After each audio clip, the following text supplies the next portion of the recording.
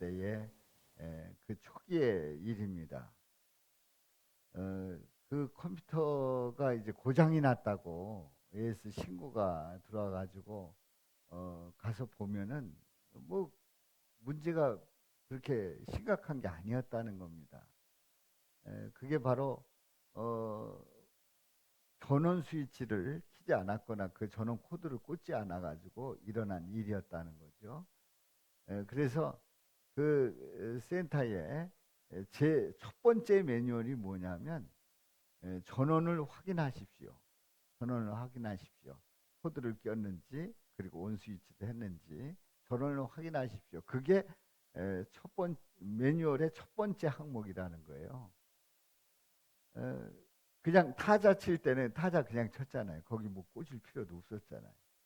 그랬는데 이제 컴퓨터를 들여왔을 때 그런 개념 속에서 그냥 해보니까 안 되는 거예요. 그래서 고장 신고를 했다는 거예요. 80%가 그랬다니까 대부분 그 문제였다는 거예요. 삼성전자의 AS를 담당했던 그분의 얘기를 들어보니까요. 한 지방에 그 30분, 1시간 이렇게 출장 간다는 거죠. 이제 신고가 들어왔으니까. 그래서 가서 보면은 바로 그 문제였다는 거예요. 온 스위치를 안 올렸더라는 거죠. 전원을 제대로 끼지 않았더라는 거죠. 그러면 그분이 가서 할 일은 뭐 하면 됩니까? 가서 보고 온 스위치 하면 되잖아요. 그 전원 코드 꽂으면 되잖아요. 근데 그렇게 간단히 고치고 그냥 돌아오게 되면 출장비를 안 준대요. 출장비를 안 준다.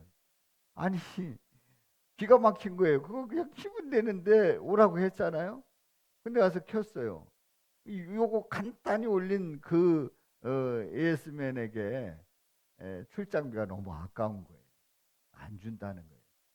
그래서 몇 번 당해가지고 그다음부터 가면 그렇게 간단한 건데 심각하게 문제가 있는 것처럼 그렇게 위장을 해야 된다는 거예요. 할 수 없이 컴퓨터를 뜯었다가 뚜껑 열고 뭐 좀 뺐다가 껴야 출장비 받는다는 거예요.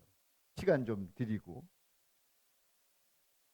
그러니까 컴퓨터를 사용하려고 하면 대전제 전원을 켜야 된다. 이거를 사람들은 놓쳤기 때문에 자꾸 고장 신고를 했던 거고 그래서 문제가 있었다 이렇게 얘기를 했다는 거예요. 이 대전제 전원이 들어오지 않으면 사용할 수가 없는 거예요. 그러면 우리가 살아가면서도 인생에서 대전제가 있습니다. 우리가 그야말로 자동차를 운전하게 되면 자동차를 운전하게 되면 그냥 올라가서 운전대 잡고 그냥 앞으로 나가려고 하면 됩니까? 뭘 켜야 되죠? 시동을 켜야 됩니다. 시동 키지 않으면 절대로 운전할 수가 없어요. 대전제가 있는 거예요. 대전제가 있는 거예요. 우리가 성경을 보는데 성경을 볼 때에 성경 해석에 대전제가 있어요. 이걸 놓치면 성경을 잘못 보는 거예요. 이상하게 보는 거예요. 여러분은 성경 해석의 대전제가 뭐라고 생각합니까? 마치 온 스위치를 켜야 하는 것처럼 성경 해석을 할 때, 성경을 읽을 때, 설교 말씀을 들을 때, 그때에 대전제가 있다는 거예요. 우리 하나님께서는 성경의 대전제, 말씀의 대전제를 어떻게 가르치고 있을까요? 또 뭐라고 말씀하실까요? 오늘 이 말씀을 통해서 은혜를 나누고자 합니다. 오늘 본문 말씀 마태복음 5장 2절 말씀 입을 열어 가르쳐 이르시되 우리 다 같이요 시작 입을 열어 가르쳐 이르시되 제가 35년 동안 푸른사랑 교회에서 설교를 하면서 이렇게 본문 말씀이 짧은 건 처음인 것 같아요. 제 기억 속에는 처음인 것 같아요. 제가 본문을 정할 때에 그 본문 그 말씀의 그 절수가 나름대로 기준이 있어요. 10구절, 10구절을 본문으로 정합니다. 주일날 본문이 10구절을 본문으로 삼는 경우가 많습니다. 그런데 한 구절, 게다가 한 구절 중에서도 짧은 이 한 구절을 본문으로 택했습니다. 그러면 여러분은 이런 기대도 할 겁니다. 본문이 짧으면 설교도 짧을 거다. 그건 아닐 수 있다는 것을 말씀을 드립니다. 자, 입을 열어 가르쳐 이르시되, 아주 간단한 말씀입니다만은 이 말씀은 아주 중요합니다. 우리 예수님께서 입을 열어서 가르치십니다. 말씀하십니다. 그런데 우리 예수님께서 입을 열어서 가르쳐 말씀하시는데 아무 말씀을 하셨을까? 그냥 아무 말 대잔치처럼 그냥 나오는 대로 그냥 뭐 이런저런 얘기, 주절주절 뭐 쓸데없는 얘기 뭐 이렇게 그냥 하셨을까? 그건 아니겠죠. 그래서 이제 세 가지 질문을 던져봅니다. 첫 번째 질문은 인간을 향하여 변함없는 단 하나의 이야기, 예수님께서 인간을 향해서 말씀하시는 단 하나의 이야기가 있는데 그게 뭘까요? 그러니까 말하고자 하는 의도가 있다는 거예요. 그게 뭘까요? 두 번째로는 구원이라는 관점을 보게 되면 어떤 은혜가 임할까요? 예수님의 말씀을 구원이라는 관점에서 보면 어떤 은혜가 임할까요? 세 번째로 반드시 지켜야만 하는 율법, 반드시 지켜야만 하는 그 율법은 도대체 어떻게 해야 될까요? 이 세 가지 질문을 던지면서 오늘 본문 말씀을 같이 은혜 나누고자 합니다. 하나님의 형상대로 지음받은 인간이 이제 살아갈 때에 하나님이 인간을 창조하시면서 형상대로 창조하신 거예요. 그러니까 인간은 하나님의 성품을 입은 겁니다. 하나님의 성품을 입은 거예요. 그래서 하나님의 형상대로 지음받은 우리는 누구 중심으로 살아가야 될까요? 우리 하나님 중심으로, 우리 예수님 중심으로 살아가는 것이 마땅합니다. 그래야 그 삶이 그 인생의 목표와 그리고 그 방향과 그리고 그 종착점이 행복한 거예요. 왜냐하면 하나님이 인간을 지으셨을 때 어떻게 살아야 될지를 다 아시고 창조를 하셨기 때문에 그 매뉴얼대로 살아가는 것이 가장 행복한 지름길이란 말이죠. 그래서 우리는 하나님 중심으로 살아가는 것이 마땅하고 그렇게 살아가야 합니다. 자, 그런 인간이 이제 하나님의 형상을 입었어요. 그리고 하나님께서 모든 피조물을 다 위임해 주셨습니다. 얼마나 감사한 일이에요. 얼마나 복된 일이에요. 얼마나 신나는 일입니까? 그런데 인간은 마치 자신이 누구와 같은 모습을 가지고 있다고요? 하나님과 같은 그런 그 성품 또 피조물을 다 다스릴 수 있는 권한을 가지고 있다 보니까 자신이 대단한 존재라고 생각을 하고 하나님을 뛰어넘고자 합니다. 자신이 하나님처럼 되고자 합니다. 그런 교만 속에서 결국은 죄를 짓고 타락하지요. 타락한 인간의 그 속성은 이제는 하나님 중심이 아니라 누구 중심으로? 나 중심으로, 인간 중심으로 살아가고자 하는 그 어리석음을 범하게 됩니다. 그래서 하나님의 뜻이 중요한 게 아니에요. 하나님의 말씀이 중요한 게 아니에요. 하나님께서 명령하시는 그 명령이 귀에 들어오지 않습니다. 내가 중심이 돼서 내가 그것을 극복해 보려고 하는 겁니다. 그래서 인간이 죄를 짓고 타락한 그런 상황 속에서 인간은 어떻게 나를 구원할 수 있는가? 어떻게 나를 영생의 삶을 살 수 있는가? 이미 에덴 동산에 쫓겨난 그 인간들이 자신을 어떻게 하면 극복해 볼까? 이 한정된 이 삶을 이겨 볼까? 생각한 그게 바로 자기의입니다. 자신만의 그런 방법으로 내가 그걸 극복하려고 하는 그 어리석음을 범하게 되는 거예요. 그렇습니다. 그래서 하나님 중심보다는 누구 중심으로? 내 중심이 되는 거고, 내가 뜻을 이루어서 내가 영생의 삶을 살겠다. 내가 영생의 삶을 살 수 있는 자격을 얻겠다. 내가 이루어 보겠다라는 그 착각 속에 살아간다는 거예요. 첫 번째 질문입니다. 인간을 향하여 변함없는 단 하나의 이야기는 무엇입니까? 우리 본문 말씀을 다시 한번 읽어봅니다. 다 같이요. 입을 열어 가르쳐 이르시되. 입을 열어 가르쳐 이르시되. 입을 열어 가르쳐 이르시되. 우리 예수님은 분명히 아무 말이나 하시지 않았습니다. 아무 말 대잔치를 하신 분이 아닙니다. 입을 열었어요. 그래서 가르쳐 말씀하십니다. 그 말씀에 그 의도가 있다는 사실입니다. 우리 하나님은 인간의 속성을 너무나도 잘 아십니다. 그리고 인간에 대해서 잘 이해를 하고 있어요.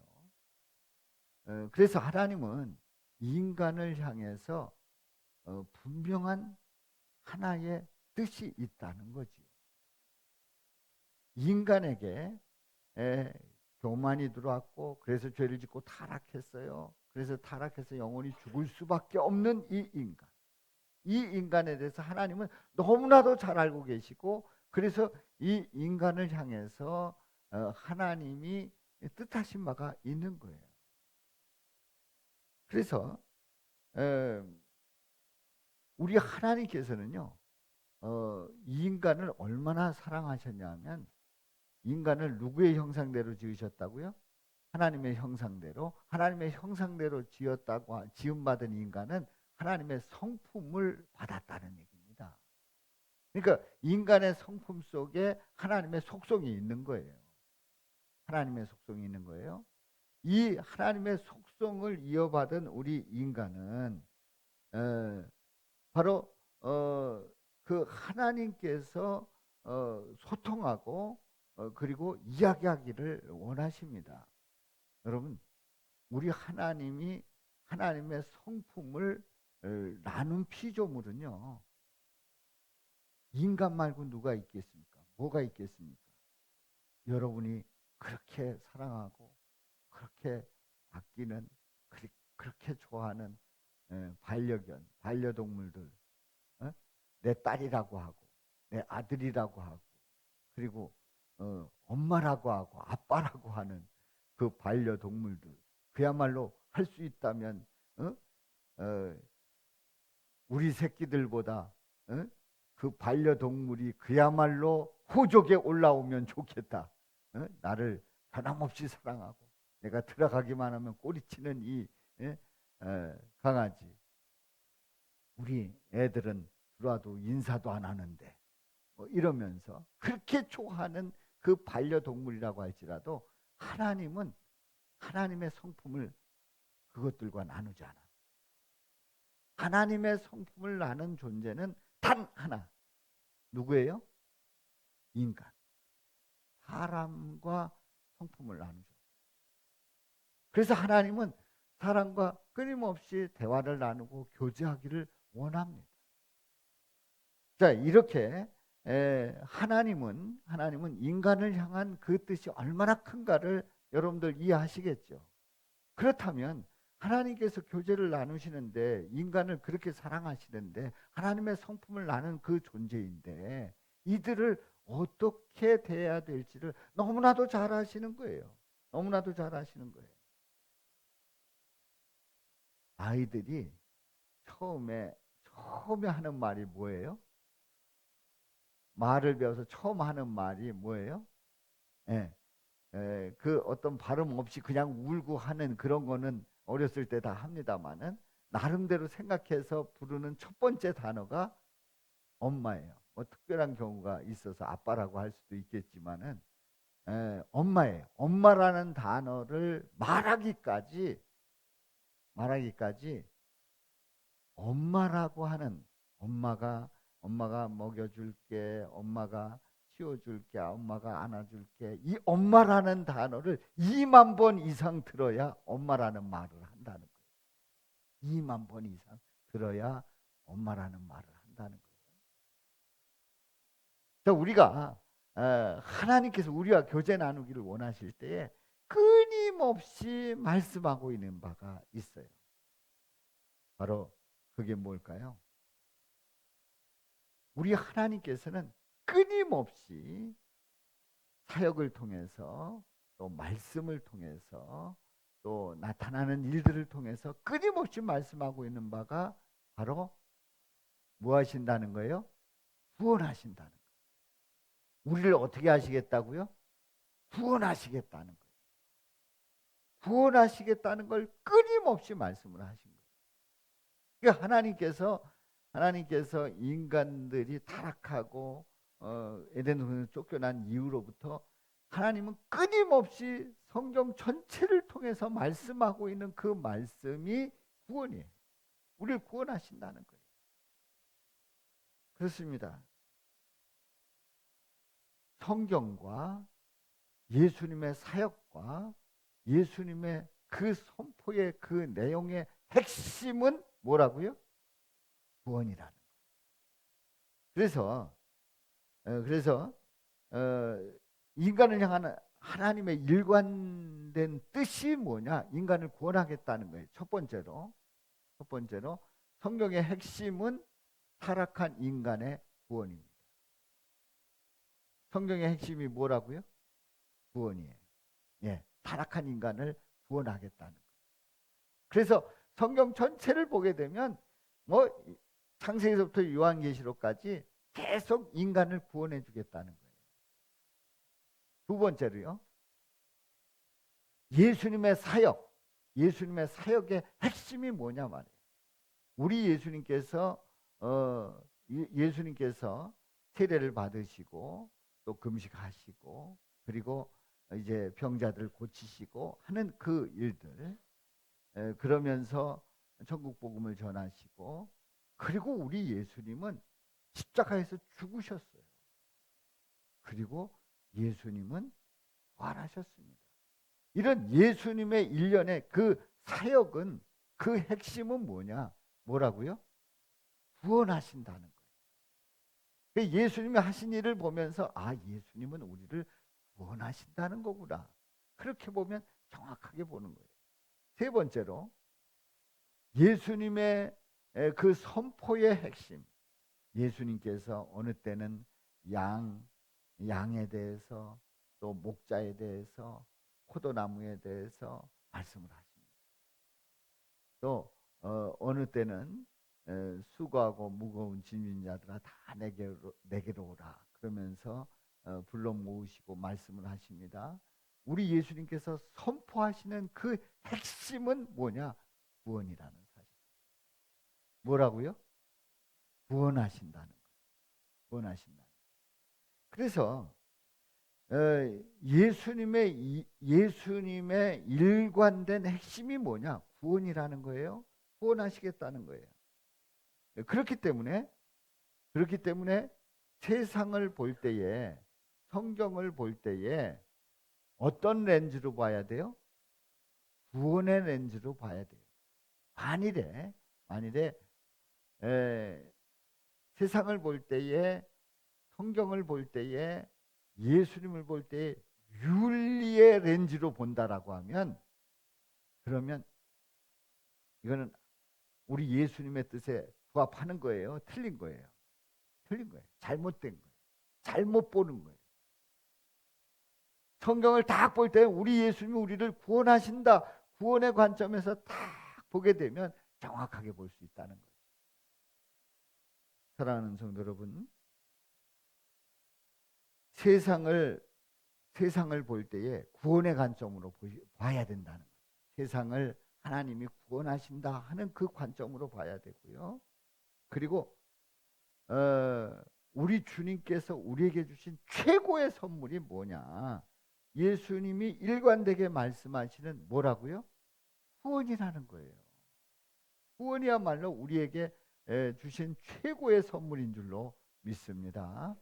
두 번째 질문입니다. 구원이라는 관점에서 보면, 그러면 구원이라는 그 관점에서 이제 보게 되면, 예수님을 보고 세상을 보게 되면, 성경을 보게 되면 어떤 은혜가 임합니까? 어떤 은혜가 임할까요?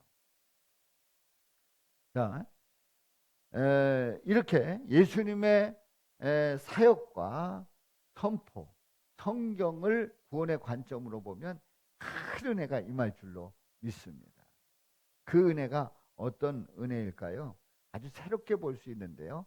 이제 세 가지로 봅니다. 어떤 은혜입니까? 성경 해석이 달라지는. 뭐가 달라진다고요? 성경 해석이 달라지는 거예요. 성경이 해석이 되는데, 아, 우리 주님께서 이렇게 우리를 구원하시는구나. 성경에 보면은 하나님께서 어느 때는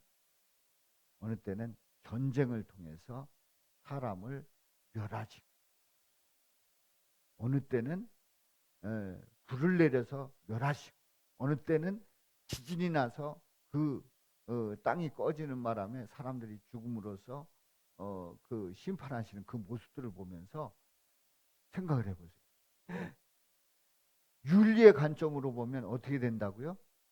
잘못하면 죽는다, 끝장난다.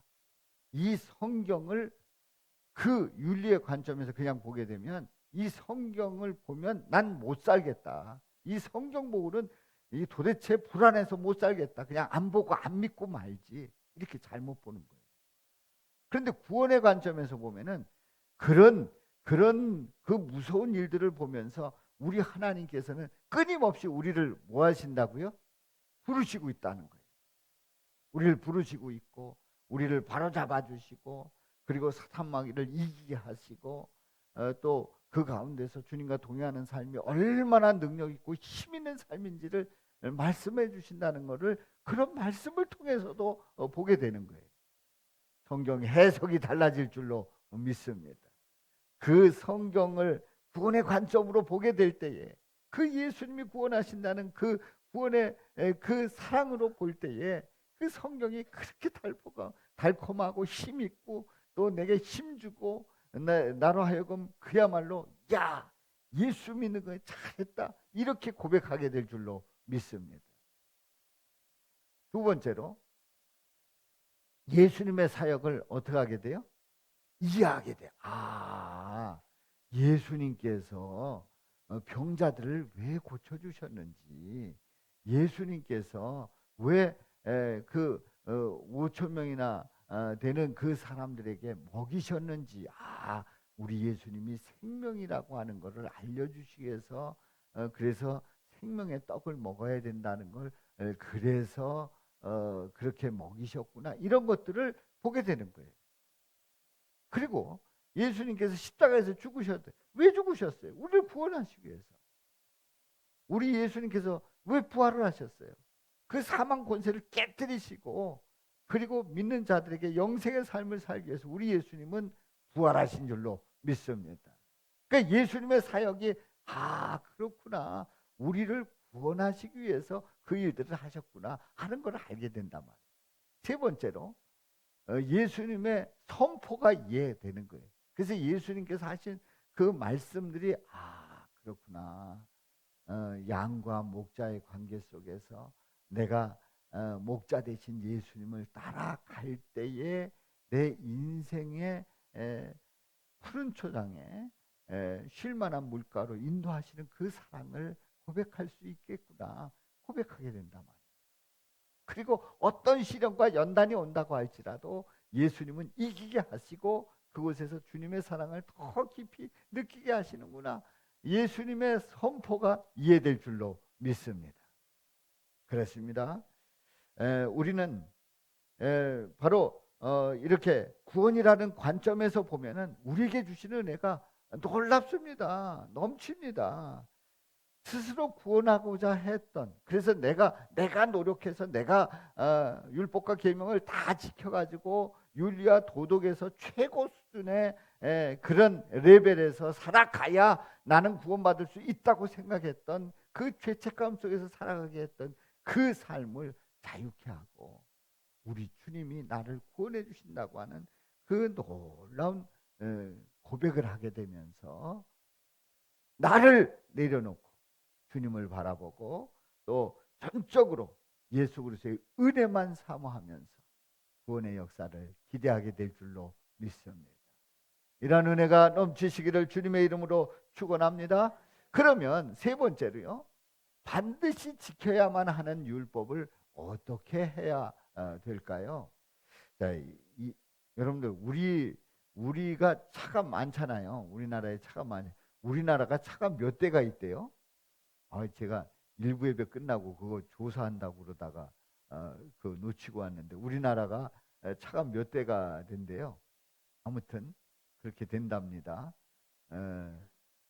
일단 그 천만 대까지는 아니라도 뭐 그 정도 되지 않을까 생각이 들어요. 근데 그 많은 차들이 오고 갑니다. 오고 가는데 교통사고 나지요. 그리고 어떤 때는 교통사고가 크게 날 때가 있어요. 몇 중 충돌이 일어나고 또 몇 명이 죽고 하는 그런 일들이 일어납니다.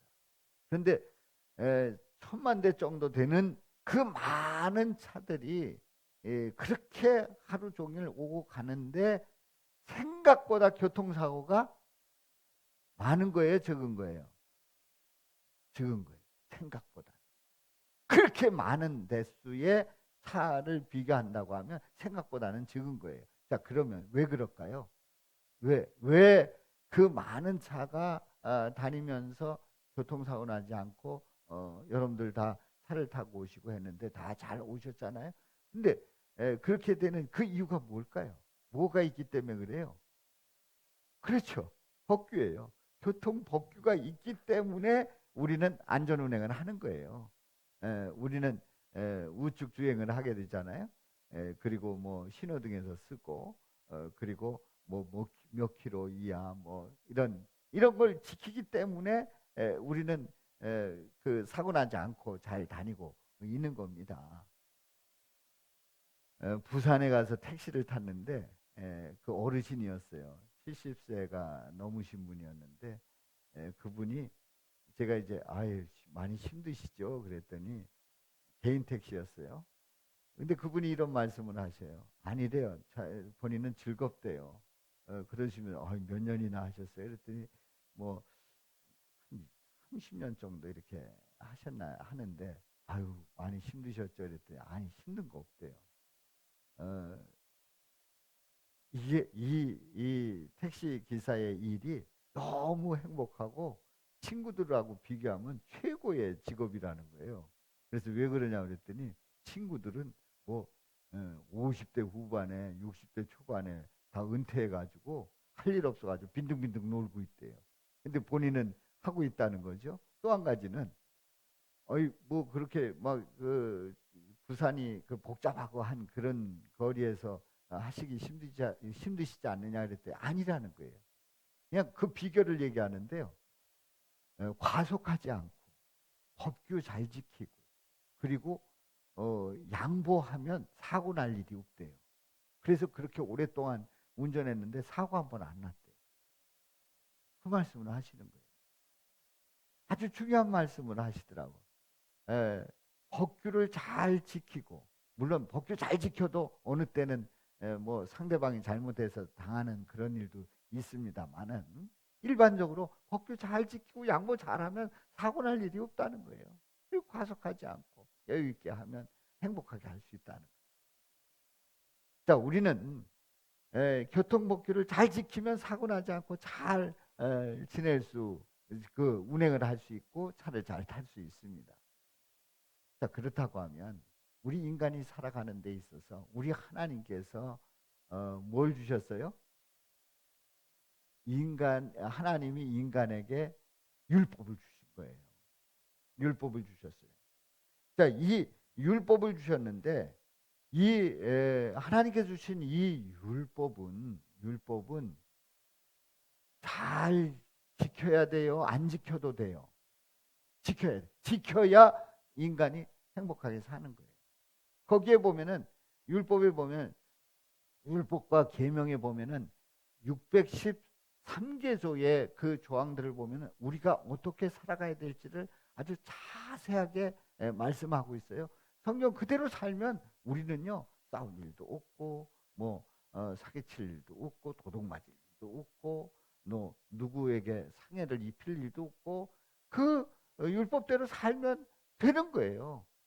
우리 하나님께서 우리를 너무나도 잘하시는 하나님께서 우리에게 그 계명을 주셨고 그리고 그 계명을 지키면 우리는 행복하게 살 수 있고 하나님이 기뻐하는 삶을 살게 되는 줄로 믿습니다. 그 하나님의 성품 속에서 이 율법이 나왔단 말이죠. 거짓 증거하지 말라 할 때에 우리 하나님은 거짓말하지 않기 때문에 거짓 증거하지 말라고 말씀을 하죠. 살인하지 말라. 우리 하나님은 그 생명을 귀하게 여기기 때문에 살인하지 말라고 말씀하십니다. 하나님의 성품 속에서 나온 이 율법, 이 율법은 그야말로 우리가 지키면 행복하고 정말 신나는 그리고 안전한 그런 삶을 살 수 있는 율법이라 말이죠. 그런데요, 인간이 이 율법을 잘 지킨다고요? 못 지킨다고요? 못 지킨다는데 문제가 있어요. 지킬 수 없다는데 문제가 있어요. 그러면 지키지 못하면 지키지 못하는 그것에 대해서 회개하고 하나님의 긍휼을 구해야 되는데 유대인들, 바리새인들, 사두개인들 이 사람들은요 본인이 율법을 지키겠다는 거예요. 지켜서 그것을 이루겠다는 거예요. 그러니까 누가 지킨다고요? 내가 지켜서 그것을 이루어내겠다는 거예요. 근데 예수님이 말씀합니다. 그 율법이 보이는 것만이 아니고 마음까지도 얘기해요. 미워하면 뭐 했다고요? 살인한 거라고 말씀해요. 우명을 품었으면 간음했다고 말씀하시는 거예요. 그러니까 이 율법을 지킬 수가 없는 거예요. 인간은 지킬 수가 없는 거예요. 그러면 이겁니다. 아니 그 율법 지키지도 못하는 그 율법을 왜 주셔가지고 인간은 이렇게 우리를 골치 아프게 만드느냐. 율법을 주심으로 말미암아 율법을 지키는 자에게는 구원의 길이 열렸는데 그런데 문제는 인간 스스로가 지킬 수 없기 때문에 결국은 율법 못 지키는 인간들을 그냥 하나님이 봐주실까요? 아닙니다. 율법을 지키지 못하는 인간은 반드시 뭘 받아야 돼요? 처벌받아야 돼요. 처벌받아야 돼요. 반드시 처벌받아야 돼요. 교통법규 어기면은 안 들키면 괜찮아요. 네? 안 들키면 적발이 안 되면 괜찮아요. 지키지 않으면 괜찮아요. 그런데 하나님은 지키지 않는 그것에 대해서 다 알고 계셔요. 어떡합니까? 사랑하는 성도 여러분, 이 문제를 해결하고 지나가야 돼요. 율법과 계명은 반드시 지켜야 되고 지켜야만 천국 간다는 사실을 꼭 기억하시기를 바랍니다.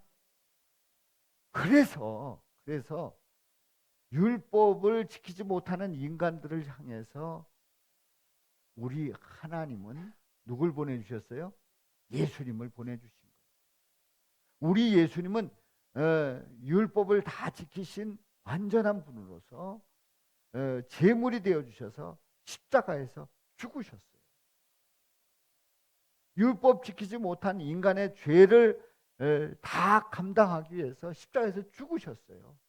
십자가에서 죽으심으로 말미암아 그 죽으신 그 예수님을 믿음으로 우리는 구원받는, 다시 얘기해서 대신 처벌받으신 우리 예수님께서 우리가 지키지 못한 율법을 다 지켰다고 인정해 주시는, 인쳐 주시는 그런 은혜가 우리에게 넘친 줄로 믿습니다.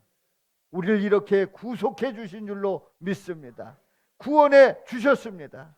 우리 살아계신 우리 하나님, 우리 예수님께서 직접 당신의 몸을 내어 주심으로 말미암아 그 율법을 다 지켰다고 그렇게 인정해 주셨고, 그 사실을 믿는 자들에게 그래서 영생을 허락해 주신 줄로 믿습니다. 그렇습니다. 우리는 분명히 깨달아야 될 것은 성경은 윤리를 말씀하는 성경이 아니라는 거예요. 우리를 뭐 하겠다는 거예요? 구원하시겠다는 말씀이에요. 구원하시겠다는 말씀이에요.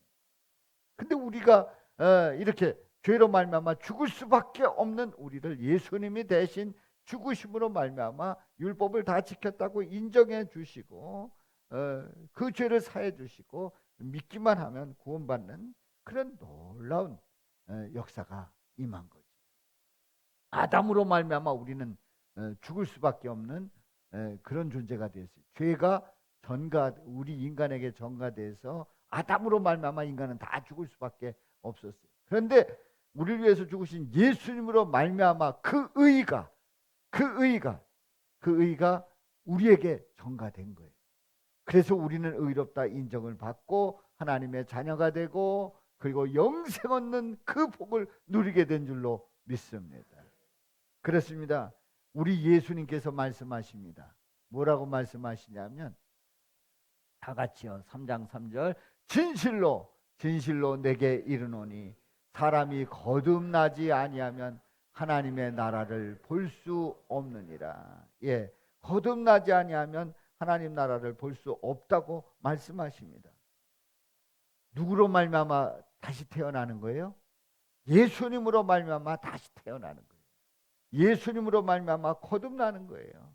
그렇습니다. 아담의 죄를 전가받아서 이 땅에 태어난 인간을 우리 예수님으로 말미암아 예수님의 의를 전가시켜서 다시 태어나게 하는 그 거듭난 하나님의 자녀들이 주님 앞에 나올 수 있고 주님 앞에 예배드리고 구원받은 자의 삶을 살아가게 되는 거지요.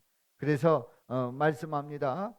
다 같이요. 시작. 누구든지 주의 이름을 부르는 자는 구원을 받으리라 하였느니라. 아멘. 예수님의 이름을 부르면 구원받는 거예요. 윤리를 잘 지키면 구원받는 거예요? 아니에요. 그렇게 말씀하시잖아요. 예수님의 이름을 부르는 율법을 완성하신 예수님을 믿으면 구원받는다고 말씀한 거예요. 아멘. 이런 은혜를 누리시기를 주님의 이름으로 축원합니다. 생각해 보십시오. 그 예수님의 이름을 부르기만 하면 구원받는 그 죄인에게, 모든 죄인에게 가장 귀한 선물을 주셨어요. 그 선물이 어떤 선물이에요? 최고의 선물을 주신 줄로 믿습니다. 아멘. 그렇습니다. 우리 예수님을 믿음으로 구원받는 이 놀라운 소식은 최고의 선물이란 말이에요. 이보다 더 귀한 선물이 없음을 고백하며 우리는 분명히 믿고 나가시기를 주님의 이름으로 축원합니다. 그러므로 율법 완성은 뭐라고요? 구원이라는 거예요.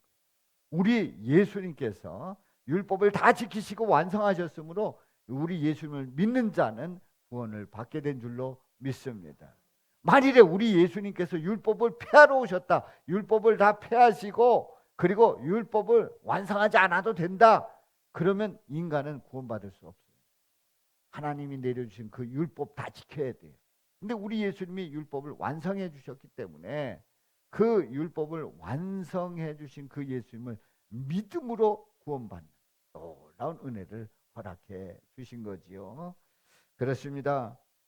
말씀을 들은 여러분은 오늘 말씀을 들은 여러분은 성경의 대전제가 뭘까요? 성경 해석에 앞에서 질문했죠.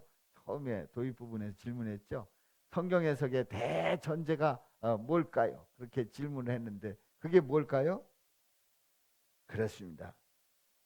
구원자이신 예수님의 중심으로 해석해야 될 줄로 믿습니다.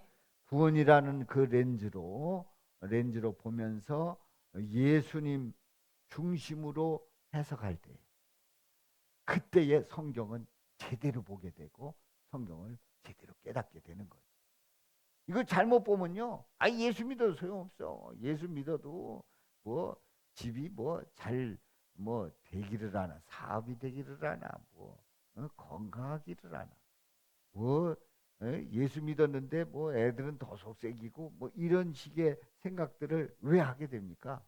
그게 윤리의 관점으로 보게 되고 어떤 자기 중심으로 어떤 복의 관점으로 자꾸 보기 때문에 잘못 보는 거예요. 그런데 이 구원의 관점으로 예수님 중심으로 딱 보게 되면 그 성경 속에서 설교 말씀 속에서 우리에게 부어주시는 은혜가 크고 놀랍다는 사실을 깨닫게 될 줄로 믿습니다. 그렇습니다. 우리는 이제 2절 말씀까지 오늘 봤잖아요. 다음 주는 3절 말씀을 보는데요. 3절부터 있는 말씀을 쭉 보면서 거기에 일반적으로 얘기하는 팔복이 예수님의 뭘 말씀하시는가 이런 것들을 예수님의 관점으로 보면 정확하게 보입니다. 기대가 됩니까? 안 됩니까? 기대하시기 바랍니다. 우리 예수님의 놀라운 사역이 전해질 줄로 믿습니다. 그 은혜가 넘칠 줄로 믿습니다. 이번 주에는 보리떡 기도회가 4월 달인데 5월 보리떡 기도회를 당겨서 합니다. 보리떡 기도회를 하는데요. 예수님의 관점으로 광야 사막길을 걸어가기를 응원합니다. 이번 새벽 기도의 주제가 광야 사막길을 걸어가기, 그게 이제 주제예요. 근데 이 광야 사막길을 어떻게 가냐? 우리 인생은 광야 사막길 같은데 어떻게 가냐? 누구의 관점으로요? 예수님의 관점으로 보자는 거죠. 멋지게 승리할 줄로 믿습니다. 광야 사막길에서도 얼마든지 찬양하며 영광 돌리며 생수를 마시며 또 은혜를 누리며 그 복을 누리며 멋지게 걸어갈 줄로 믿습니다. 이런 은혜가 넘치시기를 주님의 이름으로 축원합니다. 축원합니다. 한번 외쳐봅니다. 성경의 초점이 무엇인지 모르면 윤리라고 생각하여 자기 행위를 주장하지만 성경의 초점을 정확하게 알면 구원이라고 고백하여 예수 구원을 믿는다. 아멘. 우리 다 같이요. 시작. 성경의 초점이 무엇인지 모르면 윤리라고 생각하여 자기 행위를 주장하지만 성경의 초점을 정확하게 알면 구원이라고 고백하여 예수 구원을 믿는다. 아멘. 기도합니다.